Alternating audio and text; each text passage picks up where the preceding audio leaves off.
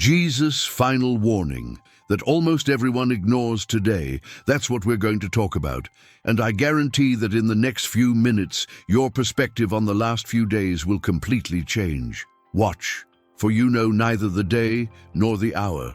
Jesus repeated these words 3 times before he died. 3 times. Why exactly 3? And why was this warning at the center of everything? As you're listening, 99% of people who call themselves Christians have no idea what watching actually means today. I'm not talking about looking up at the sky. I'm talking about something that's happening right now in your life. Jesus left specific clues, a true hidden sermon about the last days. And all these signs are being fulfilled in this decade, some perhaps in your home, at your work, in your relationships. You'll discover what Jesus said at the end that few have noticed. You'll understand why he called these mysteries and why this message is more urgent than ever. But there's something I need to tell you right now. There's a specific sign Jesus mentioned that 90% of Christians are seeing happening but aren't recognizing. And when you discover what it is, you'll understand why this might be the generation he was warning about. The silence was deafening that night. Imagine the scene. Jesus knew these were his last hours on earth. His disciples were asleep, exhausted from the tension of the past few days. But he couldn't rest. In the Garden of Gethsemane, as he prayed, Jesus wasn't just preparing his heart for the cross. He was organizing the most important words ever spoken to humanity, words that would span 2,000 years and reach you today. The Bible tells us that Jesus sweated drops of blood in that prayer. But have you ever stopped to think about what he was really asking the Father for? It wasn't just about the physical pain that would come. It was about leaving a message so clear that no one at any time could say they weren't warned. Luke 22:44 describes this agony. And being in an agony, he prayed more earnestly. This intensity wasn't just about his death. It was about you. It was about me. It was about everyone who would come after. Because Jesus knew there would be a generation, perhaps ours, that would need these words more than any other. A generation that would experience the very signs he was about to reveal. And it was in this profound silence that the most important warning in human history was born. But what happened in the next few hours changed everything. Jesus didn't just speak to his disciples, he spoke to every person born after that day. It was Thursday night when Jesus gathered the 12 together for the last time. The table was set, the bread was broken, the wine was poured. But what many don't realize is that between the institution of the Lord's Supper and his arrest, Jesus spoke for nearly 3 hours straight. 3 hours of teaching that John recorded in chapters 14 to 17 of his gospel. In that room, Jesus wasn't just saying goodbye. He was creating a spiritual survival manual. Word by word, verse by verse, he was building a map for navigating the most difficult times humanity would ever face. "Let not your hearts be troubled," he began. But why begin like that? Because he knew that what would come next, both that night and for centuries to come, would test every person's faith to the limit. Jesus looked into each disciple's eyes and saw something they themselves couldn't see. He saw you. He saw your struggles, your doubts, your fears about the future. And every word that came out of his mouth that night was meant to reach you today. Christ's final warning wasn't just for those nervous men around the table. It was a coded message for the generation that would experience the final signs before his return. But what did Jesus see that night that made him speak with such urgency? You know what's most shocking? Jesus described our times with chilling accuracy. Let me tell you something that happened to me. I was reading Matthew 24 on my phone when I received 3 notifications in a row. One about an international conflict, another about an earthquake that had happened a few hours earlier, and the third about a prophet on social media promising healing in exchange for money. I stopped and thought Jesus was literally describing my news screen today. When the disciples asked about the signs of the last days, Jesus didn't give vague or mystical answers. He got straight to the point. There will be wars and rumors of wars, earthquakes in various places. False prophets will arise. But here's what startled me. Jesus didn't stop at external events.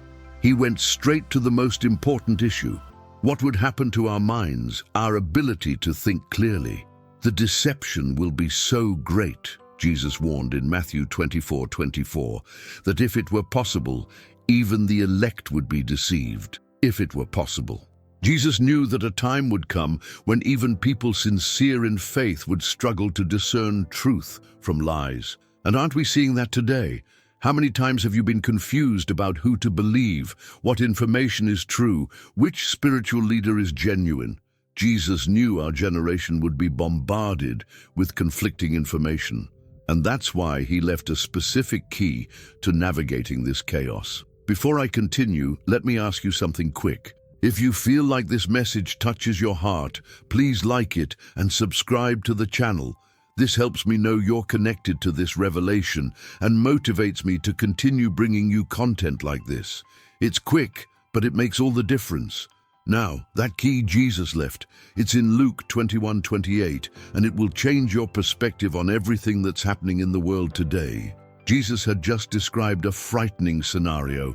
There will be signs in the sun, in the moon, and in the stars, and upon the earth distress of nations, men's hearts failing them for fear, men fainting in terror. Have you noticed our generation's anxiety levels, the rates of depression among young people, the constant feeling that something bad is about to happen? Jesus was describing exactly that. But then, and here's the key, he said something revolutionary. When these things begin to happen, look up and lift up your heads, because your redemption draws near. Wait, was Jesus saying to be cheerful when things get tough? To lift up your head when everyone around you is despairing? Yes, because he knew something that would change everything. These signs were not evidence that God had lost control. They were evidence that his plan was being perfectly fulfilled. It's like when you're on a road trip and you start recognizing the landmarks that indicate you're arriving at your destination. You don't get depressed, you get excited. Jesus was telling us, when you see these signs, don't panic, be excited. You are approaching your destination. But why are so few Christians excited today? Why are most as anxious as the rest of the world?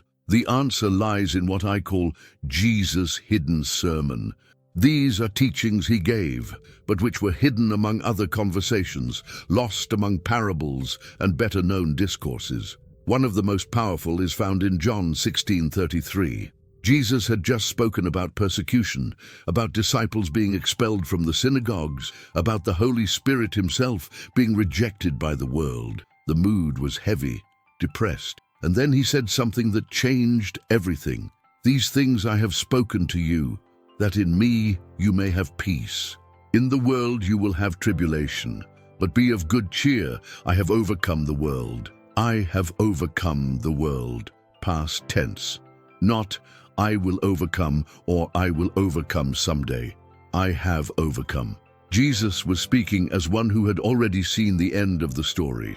This means that, regardless of what's happening around you, economic crisis, family conflicts, uncertainty about the future, victory has already been won. The final outcome has already been decided. But there's something deeper to this statement. When Jesus said, I have overcome the world, he wasn't just talking about overcoming the corrupt world system. He was talking about overcoming everything the world uses to defeat us: fear, despair, loneliness, lack of purpose. In another little discussed passage, Jesus explained how this victory works in practice. In John 14:27, he said, Peace I leave with you, my peace I give to you. Not as the world gives, do I give to you. The peace the world offers depends on circumstances, having enough money, stable relationships, good health, a secure future. But the peace of Jesus is different. It exists regardless of circumstances. It's a peace that can coexist with financial problems, a peace that can coexist with complicated relationships, a peace that endures even when the future seems uncertain. And that's the key to understanding the end times. It's not about escaping the problems, it's about having peace in the midst of them. But how can we access this peace when everything around us seems to be falling apart? A friend of mine told me something that made me think for days. I can't watch the news anymore. It makes me so anxious. She didn't know it, but she was living exactly what Jesus predicted would happen in the last days. And more importantly, she was missing the key Jesus left for living in peace, even in the midst of chaos. Jesus knew there would come a time when the news would be overwhelming, when worries would multiply faster than our ability to process them. And so he was very specific about how to navigate that period. In Matthew 6:25, Jesus said something that seems almost impossible to apply today. Do not worry about your life, what you will eat or what you will drink. What do you mean, I don't worry? You might be thinking. We live in a time of inflation, unemployment, and instability. But Jesus wasn't promoting irresponsibility. He was revealing something revolutionary. When our minds are divided between trusting God and worrying about circumstances, we lose our ability to discern spiritually. And here is Jesus' most urgent warning. A person who is anxious, worried, and afraid of the future becomes an easy target for deception. Think about it. The false prophets Jesus said would arise in the last days are clever. They don't arrive offering obvious heresies. They arrive offering solutions to our anxieties, promises of security, formulas for a trouble-free life. Jesus was warning us, when you are anxious about the future, you become vulnerable. But he didn't stop with the warning. He gave the solution. Seek first the kingdom of God, and all these things will be added to you. All of these things. Jesus promised that when our focus is in the right place, God will take care of everything we need. But how do we put this into practice when the world is on fire around us? The answer lies in a story that changed my life, and will probably change yours too. Jesus was at the home of Martha and Mary. Martha was rushing around, stressed with preparations, worried about 1,000 details. Mary was sitting at Jesus' feet, simply listening. When Martha complained that Mary wasn't helping, Jesus said something that revolutionized my understanding of priorities. Martha, Martha, you are worried and troubled about many things, but only one thing is needed. Only one is needed. Imagine if Jesus said this to you today. You worry about many things, work, bills, relationships, health, the future, but only one thing is necessary. Mary has chosen that good part, Jesus continued, which will not be taken away from her. Here's the secret few understand. The good part wasn't a specific activity, it was an attitude, prioritizing God's presence above all the demands of life. But there's a crucial detail. This isn't a once-in-a-lifetime choice. It's a choice we have to make every morning, especially when the pressures mount. Jesus knew that in the last days, everything would accelerate. Information arriving faster, demands increasing, pressures multiplying. And in the midst of this rush, it would be easy to lose sight of the one thing necessary. Do you know what the practical result is when you develop this? You stop living in the anxiety of what if and start living in the confidence of even if. Even if the economy collapses, God is in control. Even if relationships are difficult, God has a plan. Even if the future seems uncertain, God has already seen the end of the story. And when you live like this, something supernatural happens. You become immune to the fear that is paralyzing the world around you, because fear only has power when you feel alone. But when you live in the awareness that God is with you, fear completely loses its power. But there's something Jesus revealed about the last days that most people have never heard. It's hidden in a conversation he had with his disciples in Mark 13. Jesus was leaving the temple when one of his disciples commented on the beauty of the buildings. Jesus responded with a shocking response. Do you see these great buildings? There will not be left one stone upon another that will not be thrown down. The disciples were troubled. They asked when this would happen and what the signs would be. And then Jesus gave one of the most detailed prophecies about the last days. But in the middle of this prophecy, he said something few pay attention to. But the gospel must first be preached to all nations. First, before the end comes, the gospel would be preached to all nations. And for the first time in history, this is happening. Through the internet, television, missionaries, and the translation of the Bible into nearly every language in the world, the gospel is reaching the most remote places on the planet. But here's the hidden revelation. Jesus wasn't just talking about preaching in the traditional sense. He was talking about demonstration. The world would see not just the words of the gospel, but the power of the gospel demonstrated in the lives of ordinary people. In Matthew 24:14, Jesus said, "And this gospel of the kingdom will be preached in the whole world as a witness to all nations, and then the end will come." The word testimony here is martyrion in Greek, which means legal evidence. Jesus was saying that before the end, there would be sufficient legal evidence throughout the world that God is real and that his power still works today. And this wouldn't be through grand televised events or famous evangelistic crusades. It would be through ordinary people living extraordinary lives, demonstrating peace amid chaos, prosperity amid scarcity, joy amid sorrow. The world is watching this happen now. Amid all the crises we face, there are people who seem to live in a different dimension. People who have something that money can't buy, that circumstances can't take away. And this is one of the greatest proofs that we are living in the times Jesus was describing.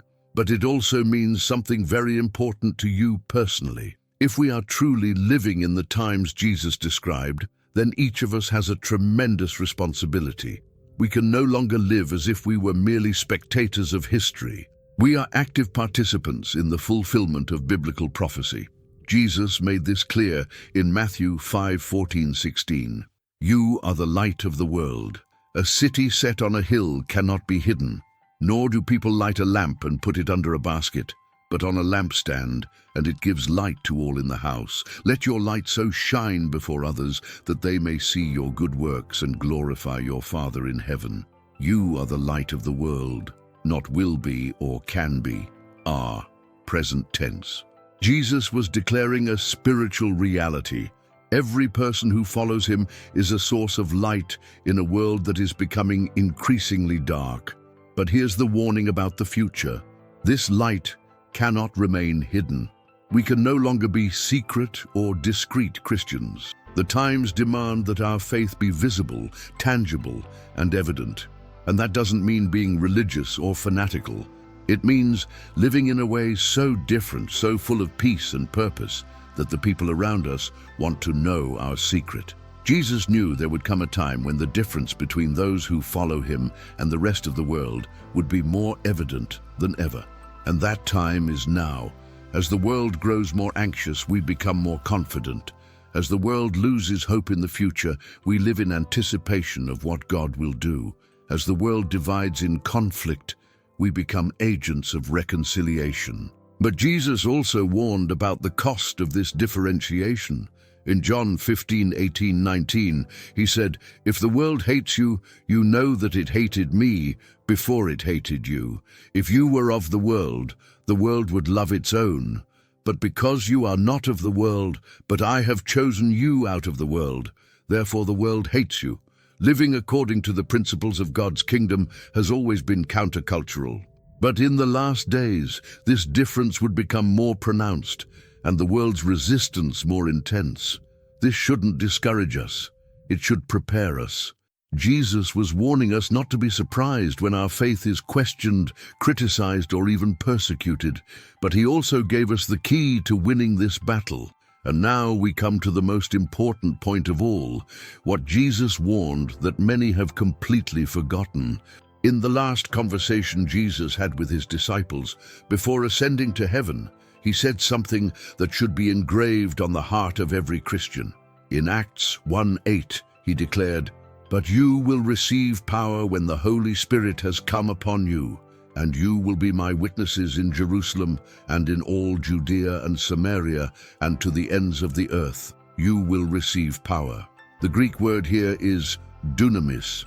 from which we get our word dynamite. Jesus wasn't just promising spiritual comfort or inner peace. He was promising supernatural power. But here's what many have forgotten. This power wasn't just to be used within the church. It was to be demonstrated to the ends of the earth, everywhere we set foot. Jesus knew that in the last days there would be a tremendous temptation to separate our spiritual life from our practical life, to be one person on Sundays and another person during the week, to pray at home but live in fear at work. And that is exactly what he warned us against. In Luke 12:2-3, Jesus said, "There is nothing covered up that will not be disclosed, nor secret that will not be known. Therefore, whatever you have said in darkness will be heard in the light, and what you have whispered in the closet will be proclaimed on the housetops." Jesus was saying that a time would come when there would be no more pretending, when our true faith, or lack thereof, would be evident to everyone. And that time is now. We live in an age of forced transparency. Social media, security cameras everywhere, information leaks. It's becoming increasingly difficult to maintain a public image that doesn't match our private reality.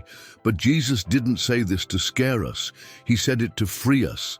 Because when we stop trying to maintain an image and start living our faith authentically, we discover a freedom we didn't know existed. The fear of people's judgment loses its power over us.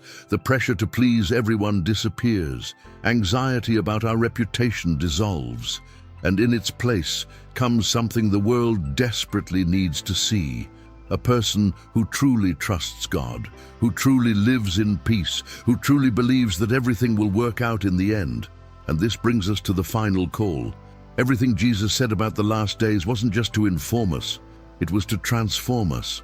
Every prophecy, every warning, every promise he left has a practical purpose, to equip us to live victoriously in a challenging time. But here's the truth that few realize. You don't have to wait until you're ready to start living this way. God's power doesn't depend on your perfection. It depends on your availability. In 2 Corinthians 12:9, Paul recorded a promise Jesus gave him. "My grace is sufficient for you, for my power is made perfect in weakness." Made perfect in weakness. This means that God is not looking for people who have everything figured out. He is looking for people who recognize their need for Him. And if you've made it this far, if you've heard this entire message about Jesus' final warning, it's no accident. God is calling you to be part of the generation that will demonstrate to the world that He is still God. Not through great miracles or supernatural events, although those can happen too, but through small daily acts of faith, through peace amidst storms, through generosity in times of scarcity, through love when the world is full of hate. Jesus said in John 14:12, "He who believes in me will do the works that I do also, and greater works than these will he do, because I am going to the Father. He will make them greater." Not because we are better than Jesus, but because we are more numerous. Jesus impacted one geographic region for 3 years. We can impact the entire world for decades. And maybe, just maybe, when Jesus returns, He will find a generation that has taken His final warning to heart. A generation that has not only waited for His return, but prepared for it. A generation that understood that the best way to wait for Jesus is to live like Jesus. So what will you do with this message? How will you respond to Jesus' final warning that almost everyone ignores today? Because in the end, it doesn't matter how many prophecies are fulfilled around us if we don't allow them to transform our way of life. It doesn't matter how many signs of the times we recognize if we continue to live in fear instead of faith. Jesus didn't give us these revelations to impress us with His knowledge of the future. He gave them to equip us for the present, so that we can live each day with the assurance that no matter what happens, He has already won.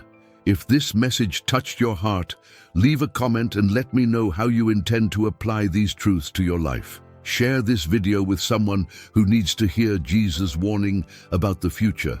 And don't forget to subscribe to the channel for more hidden revelations from the Bible that can transform your perspective on the times we live in.